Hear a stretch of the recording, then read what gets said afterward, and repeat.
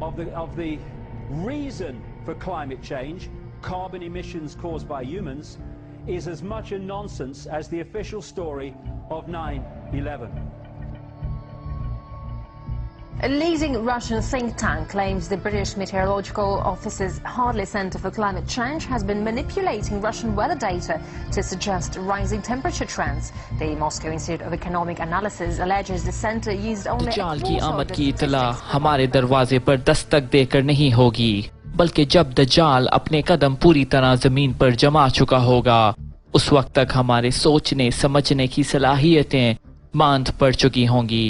दज्जाल का फितना या न्यू वर्ल्ड ऑर्डर एडवांस जादू और साइंस पर इन्हिसार करेगा।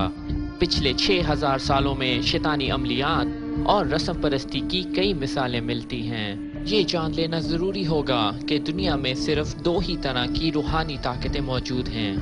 एक अल्लाह के खास बंदों और फरिश्तों का नेटवर्क है जिसे हिजबुल्लाह कहा जाता है।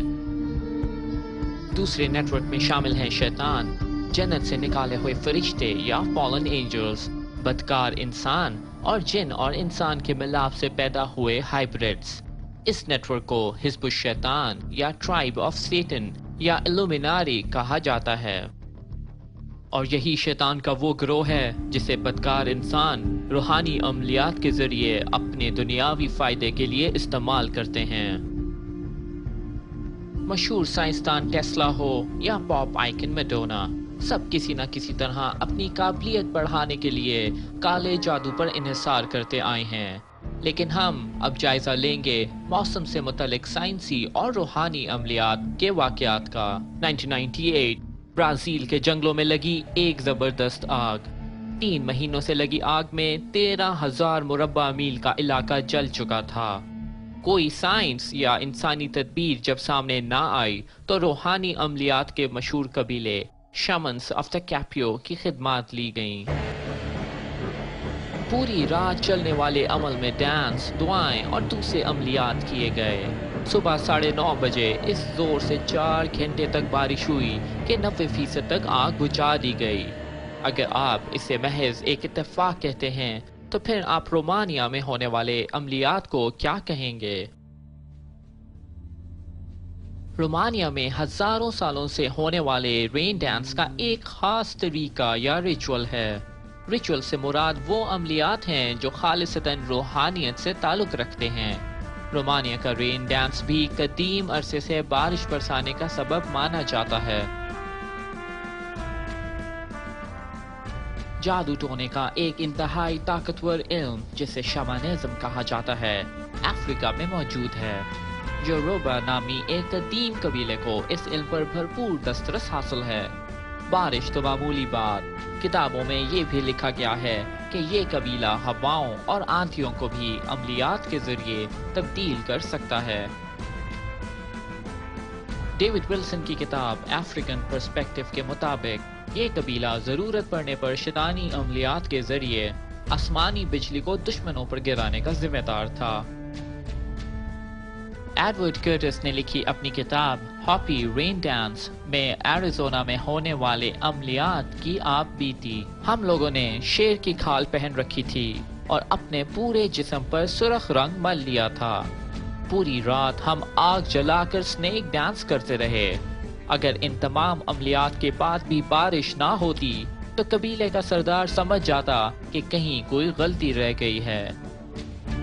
अब आ जाएं साउथ अमेरिका के मुल्क चिली में, जहां सेल्कम कबीला कई हजार साल से बारिश बरसाने के अमलियात करता चला आ रहा है। सेल्कम मजहब में भी शमन का इल्म बहुत वाज़ेह था। जिन भूतों के साथ राब्ते की कहानियां आम थीं और जॉन नामी किरदार मौसम पर काबू रखने की ताकत रखता था। 1946 मसनूई बारिश बरसाने का पहला साइंटिफिक तजर्बा अमेरिका की स्टेट मैसाचुसेट्स में हुआ। इस तरीके के तहत हवा में सिल्वर आयोडाइड का स्प्रे किया गया। सिल्वर आयोडाइड की वजह से हवा में मौजूद आबी बुखारात वक्त से पहले आपस में तहलील होने लगते हैं और इस तरह बारिश का सबब बनते हैं। اس طریقے کو آگے چل کر کلاؤڈ سیڈنگ کا نام دیا جانے لگا۔ 1970 امریکی فوج نے ویتنام جنگ کے درمیان آپریشن پاپ آئی لانچ کیا۔ آپریشن کلاؤڈ سیڈنگ کے طریقے پر مشتمل تھا اور اس کا مقصد ویتنام میں دشمن کے علاقے میں مصنوعی بارش برسا کر سیلاب پیدا کرنا تھا۔ آپریشن پاپ آئی کے ذریعے ویتنام میں مونسون کے موسم میں 30 سے 40 دنوں کا اضافہ کیا گیا اور اس طرح پہلی دفعہ مصنوعی بارش کے لیے ملٹری فورس ملٹی پلائر کے الفاظ استعمال ہوئے۔ اسی سال امریکہ نے زمین کے ماحولیات کو قابو کرنے کے لیے فوج اور ایئر فورس پر مشتمل ادارہ نوا قائم کیا۔ یاد رہے کہ 1970 میں نوا کا بجٹ $6 بلین تھا، جبکہ پاکستان کے تمام افواج کا بجٹ 2010 میں $5.5 بلین رہا۔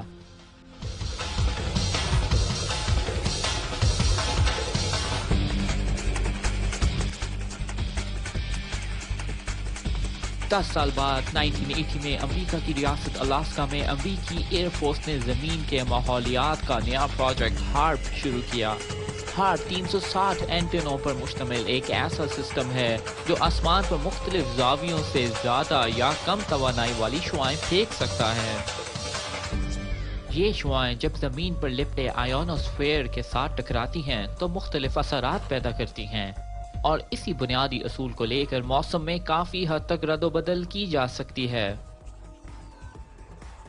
1980 ہی کی دہائی میں رشیا نے ایک اور آئنوسفیئر ہیٹر سورا کے نام سے قائم کیا۔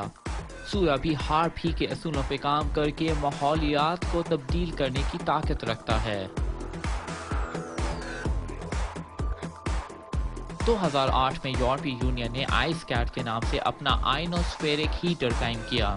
اس سے یہ پتہ چلتا ہے کہ پچھلے 20 سالوں میں مصنوعی موسم کے شعبے میں مسلسل ترقی ہوئی۔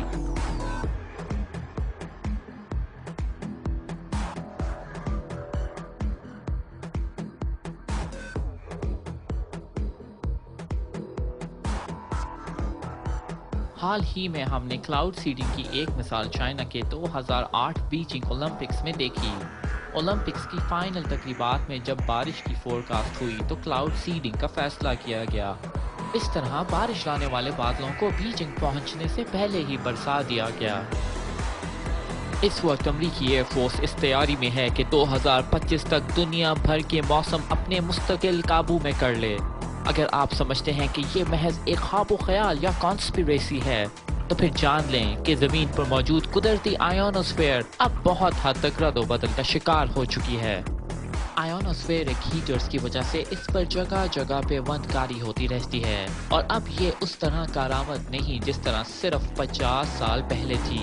گلوبل وارمنگ، ایل نینو اور کلائمیٹ چینج محض حکومتی نفسیاتی نسخہ جات ہیں تاکہ اصل اقدام پر پردہ ڈالا جا سکے۔